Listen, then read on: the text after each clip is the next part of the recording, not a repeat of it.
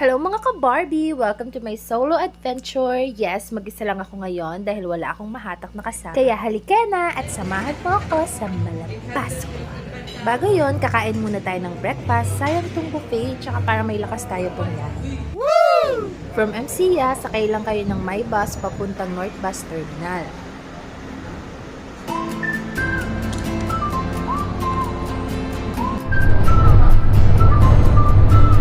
After 30 minutes na biyahe, nakarating na ako ng North Bus Terminal.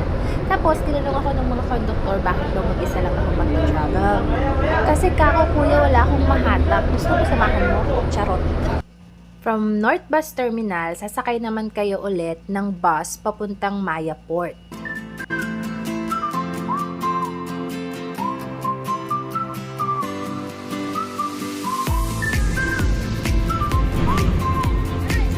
After a 5-hour-long trip, nakarating na tayo sa Maya Port. From Maya Port, sasakay tayo ng boat, pero magbabayad muna tayo ng ecotourism fee na 75 pesos for locals at 120 for foreigners. The first trip to Malapascua is 5 a.m. and the last trip is 5 p.m. Ito na, embarking na tayo. Sige lang, sir. From here to Malapascua ay 1 hour ang boat trip.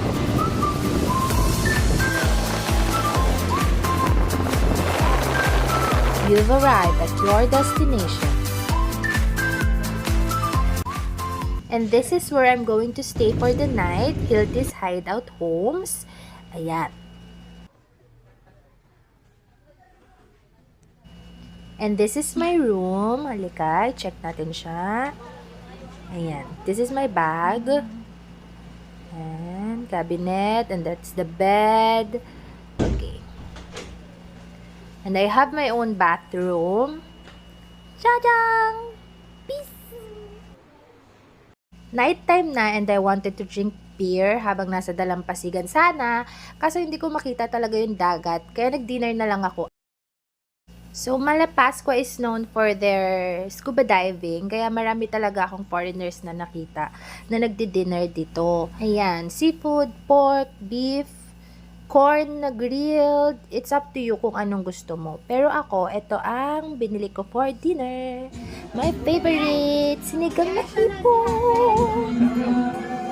Woo! Good morning, sunshine! Good morning, good morning. So, ayan, umagang kay ganda. And sila ang mga kasama ko for island hopping tour. Dito pala dapat ako lumiko kagabi papuntang dagat. Ang dilim naman kasi ng way. Nakakasyokot. Anyway. See the line or the sun, it's the sea, it calls me. Charot. Ang ganda ng dagat. Parang dito na lang ako. Charot.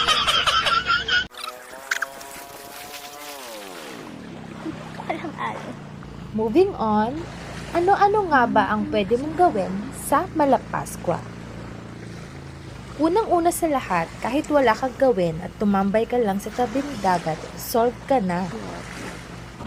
Pero syempre, para hindi sayang ang punta natin dito, mag-island hopping tayo!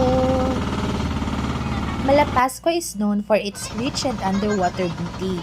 Mapa-scuba diver or free diver ka man, suwak na suwak sa'yo ang Malapascua. Pero kung kagaya ko kayo, na for the vlog lang, pwede din namang sisid-sisid lang.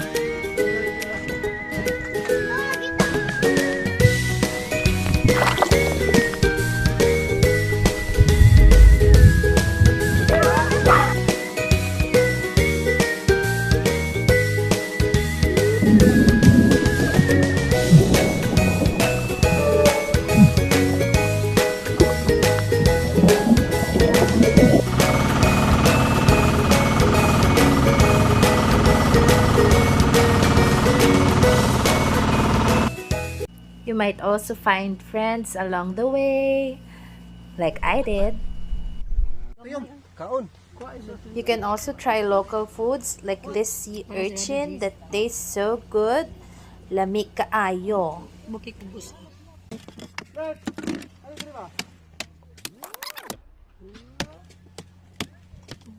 kaya na yung kuhit. Ito yung ina. Oh, okay. Para makita natin dami. At syempre, last but not the least, taking pictures and videos of myself enjoying the moment because time can't go back. I can't go back. Might as well look at it, especially if it's this pretty. Pwede rin yung paborito kong ginagawa, romanticizing life.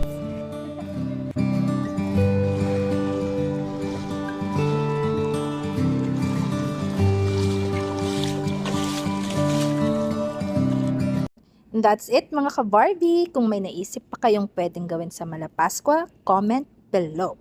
Gawin natin yan pagbalik ko.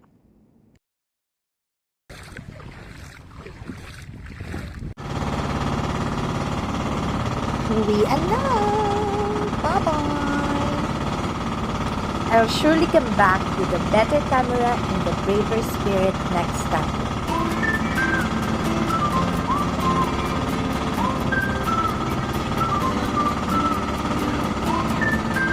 See you again, Malapascua.